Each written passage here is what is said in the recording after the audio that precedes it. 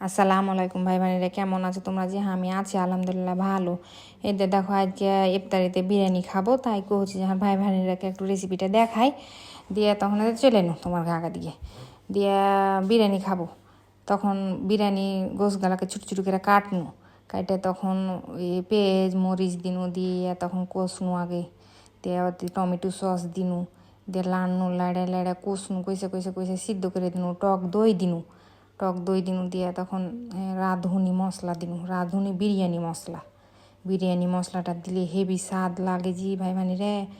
বিরিয়ানি মশলা দিয়ে হেভি করে লাড়নু। আর এদিকে তখন কারেন্টে রাখাতে তখন চাইল চড়িয়ে দিন, চাইল চড়িয়ে দিয়ে পেঁয়াজ তেল দিয়ে করনু লাড়নু। আর এদিকে গোস্তে দিতে ভুলে গেছি আদা রসুন তখন ভাগ করে আদা রসুন দিয়ে দিনু। দিয়ে এক হাতে চাইল ভাজনু, ভাই যে তখন একটা করে দিনু। আর বহিন আসছিল দেওয়ার সঙ্গে কথা কইতে কইতে তখন আগে দিতে হইতো এটা গোষ্ঠটা দিয়ে লাড়ে লাড়ে তখন হয়ে গেল ভাই। ভিডিওটা ভালো লাগলে লাইক কমেন্ট শেয়ার করিও।